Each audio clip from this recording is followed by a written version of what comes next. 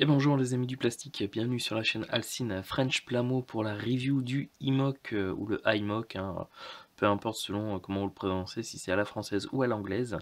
Donc un mobile suite de production massive issu de l'univers de Gundam Build Fighter. Je crois que c'est le seul dans cette série de ce type-là. En fait, il est généré par l'ordinateur de la machine pour un peu faire des boots d'entraînement. Voilà. Donc un mecha, comme vous le voyez, hein, tout en simplicité, hein, on en avait parlé dans l'unboxing. Moi, comme je vous avais dit, j'aime beaucoup ces mechas entre guillemets simples, hein, comme les Aku, les Jin, les GM, ou là par exemple ce type de mecha. Hein, il y a pas énormément de détails, mais je trouve que voilà, je trouve qu'ils ont une gueule, ils en imposent, ils ont un style bien à eux. Et puis, c'est surtout qu'ils sont hyper personnalisables et qu'on peut totalement s'entraîner dessus pour tout ce qui est rajout de détaillage, par exemple s'entraîner à créer des panel lines sur les armures, sur du vieillissement, des choses comme ça, puisque finalement on se retrouve avec des surfaces sans trop de détails sur lesquelles on peut vraiment s'amuser et qui sont des surfaces généralement assez grosses par rapport à la taille des pièces. Et donc c'est quand même pas mal pour s'entraîner au vieillissement, au weathering, à la gravure, à la création de dégâts, hein, s'entraîner par exemple à faire des dégâts sur la maquette.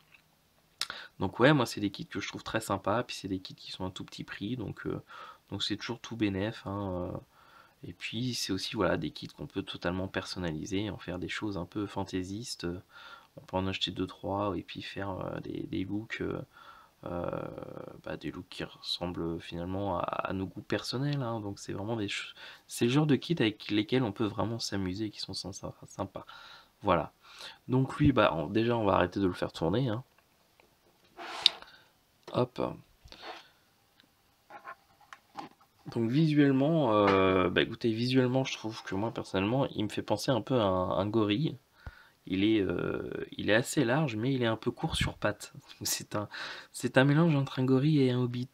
Voilà, non, mais je le trouve marrant. En plus, il est quand même bien foutu au niveau des articulations, il est pas mal. Et puis, ce qui est sympa aussi, c'est que comme ses mains sont quand même vachement grosses, en fait, on a avec le kit ces deux petits éléments qui peuvent se rajouter ici, comme ceci, je vais vous montrer. On en rajoute un comme ça. Et en fait, on peut adapter des mains de kit au 1 centième, hein, de Master Grade par exemple. C'est fait pour, ça permet d'adapter. Parce que là, comme vous voyez, si j'essaie de remettre la main, la tâche est trop petite par rapport à l'orifice. Et du coup, ça nous permet sur ce kit de lui mettre des mains de modèles venant de l'échelle 1 centième, comme je dis, des Master Grade. Voilà. Donc ça, c'est sympa. Ça a le mérite d'exister. Voilà. On va l'enlever, on va lui remettre sa main. Et puis avec ce kit, il y en a trois petits stickers que du coup je n'ai pas mis puisque ce kit va passer à la peinture. On a un sticker pour le Mono Eyes qui est ici et puis pour les épaules ce petit détail ici. Voilà. En dehors de ça, je vais réorienter la caméra. Voilà. Donc écoutez, au niveau du montage, j'ai dû mettre pile 1 heure, hein. Il est vraiment simple, si vous avez vu l'unboxing, vous vous souvenez qu'on a quasiment que deux grappes, hein, une avec toutes les parties vertes et puis une avec les parties un peu mécaniques en gris. Voilà. Là on ne le voit pas parce que toutes les parties en vert sont de la même couleur, mais sur ce kit à la base, cet élément-là et cet élément-là sur les cuisses sont dans un vert beaucoup plus clair. Donc ça, faites attention si vous voulez repeindre votre kit en utilisant du coup le guide de couleur. Vous avez bien deux teintes de vert différentes sur ce kit.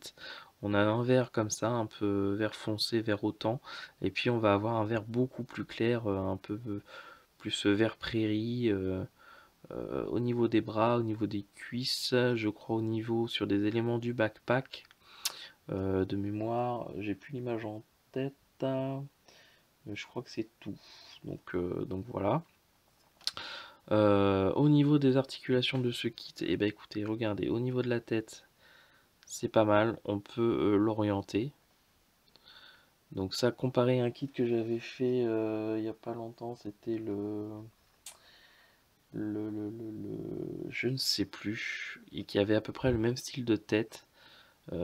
Et en fait, on n'avait pas possibilité d'orienter la tête. Et là, franchement, c'est vraiment bien foutu, donc c'est cool. Au niveau du torse, on peut bien le pivoter d'avant en arrière, et sur les côtés, il n'y a pas de souci. Puisque cette partie-là et cette partie-là reposent sur des polycaps en boule. Donc en fait, on a toute une variété d'articulations possibles. Donc ça, c'est pas mal. Vous voyez, je peux vraiment élargir et mettre sur les côtés sans problème. C'est assez élastique, c'est assez souple, c'est bien foutu. On peut tourner le torse quasiment à 360. Là, on fait quasiment du 180. Voilà. Les épaules, elles ont un système qui permet vraiment de les mettre à 90 degrés. Donc on peut bien tendre le bras. On peut, le niveau de l'épaule, la monter en hauteur ou la baisser vers le bas. On peut l'orienter vers l'avant ou vers l'arrière. Donc c'est pas mal. Le bras, il tourne à 360 sans aucun problème. Il va se plier jusque là. Et puis le poignet, lui, le poignet, il tourne, ça, il n'y a pas de surprise. Et puis on a quand même une légère flexibilité qui nous permet, quand même d'orienter le poignet de façon différente. L'autre bras, c'est exactement pareil. Au niveau de l'arme, elle tient très bien dans le poignet, il n'y a pas de jeu, c'est très... rien à dire. Au niveau des cuisses maintenant, on va pouvoir remonter la cuisse suffisamment. Et puis on va pouvoir plier la jambe sans aucun problème. Et en arrière, elle remonte correctement également.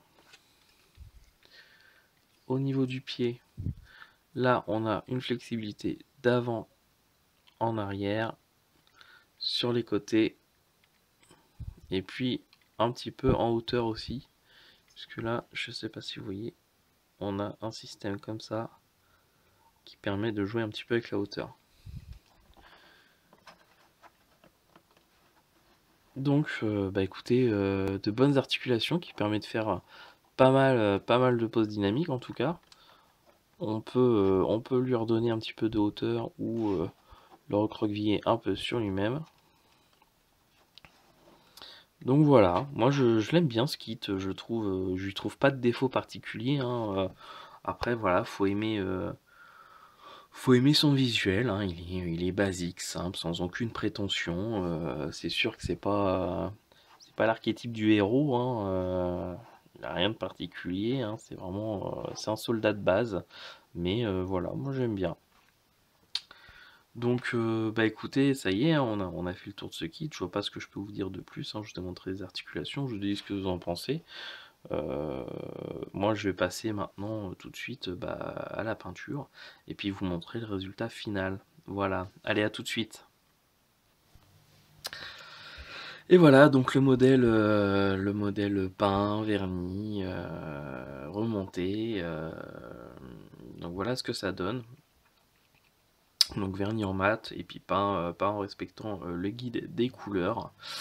Donc j'ai commencé à peindre ce kit ce matin vers 9 h en faisant la couche d'après, hein. Donc j'ai utilisé de l'après Valero polyuréthane noir pour toutes les pièces en fait qu'allait recevoir une peinture gunmetal, hein, donc les pièces un peu mécaniques, et puis de l'après blanc pour toutes les pièces qui allaient être par la suite peintes en verte, donc la majorité des pièces, hein, quasiment.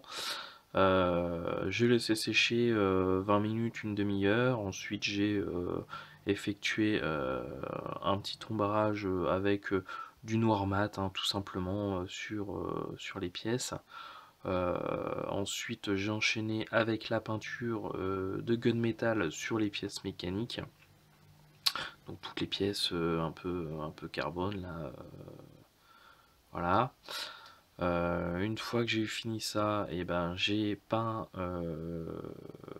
les pièces, donc la majorité des pièces avec la teinte dominante, hein, c'est du H50 je crois, de Hobby Color. Et puis ensuite les quatre pièces qui étaient plus claires, hein, donc finalement les deux pièces sur les bras et sur les jambes. Attendez, on va arrêter de le faire tourner. Hop, voilà.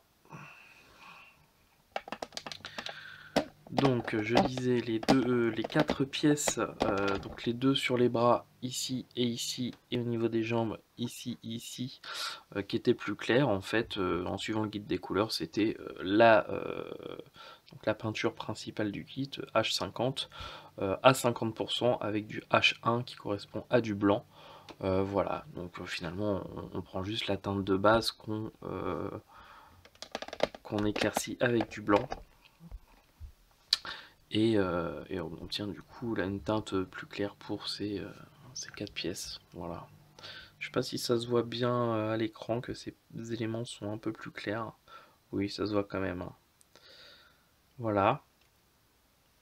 Et puis ensuite j'ai laissé sécher une heure et demie, hein, le temps de faire les repas et de manger ce midi. Et puis ensuite vers 13h, 13h30, alors d'habitude ce que je fais c'est que je vernis en brillant, je laisse sécher, je fais les panel line et ensuite je vernis en mat. Là en fait j'avais pas envie de me prendre la tête. Les panel line je les ai fait directement avec Gundam Marker, donc spécifique pour les panel line, hein. Donc là c'est en noir, avec du coup une pointe toute fine. Il n'y en avait pas beaucoup, hein, il y avait quoi à faire? Il y avait, en gros, il y avait les lignes sur la tête, les lignes ici, les petits points noirs là, sur le torse et sur la tête, et puis c'est tout. Il n'y avait pas, il y avait rien d'autre, donc passer un vernis brillant juste pour faire ça, j'avais pas envie de me prendre la tête, surtout vu l'actualité du moment. Là, au jour où j'enregistre cette vidéo, on est le 15 mars. On vient de passer au stade 3 contre l'épidémie de coronavirus. Donc bon, j'avais pas, on va dire que je suis pas forcément dans un esprit de faire de la maquette. Là, c'est surtout pour finalement me changer un peu les idées. Mais voilà, j'avais franchement pas envie de me prendre la tête. Je suis allé au plus simple pour que cette maquette soit finie en fin de journée, en fin de compte. Et puis en fait, tous les éléments rouges là, donc sur la tête et puis sur les côtés des épaules où on avait des stickers de fournis, je n'ai pas utilisé les stickers, j'ai tout simplement utilisé pareil un Gundam Marker rouge métallique. Voilà, qui fait très bien l'affaire pour des petits éléments comme ça. Voilà, il n'y avait pas besoin de. Ça rend toujours mieux en plus que les stickers. Et puis voilà, ensuite j'ai passé directement mon vernis mat, pareil, un vernis mat acrylique Valero. J'ai laissé sécher jusqu'à 16h, 16h30. Ensuite j'ai remonté le kit et puis là voilà, il est 17h environ et je vous le présente peint et vernis donc pour clôturer cette review. Donc bah franchement un kit que j'ai bien aimé faire, hein, de toute façon, j'en parle précédemment, hein. C'est un kit que je trouvais sympa à la base, voilà, il a été cool à faire, hein, sans aucune difficulté. Je l'ai fait entre guillemets from the box, hein, avec les couleurs du guide des couleurs, et puis voilà.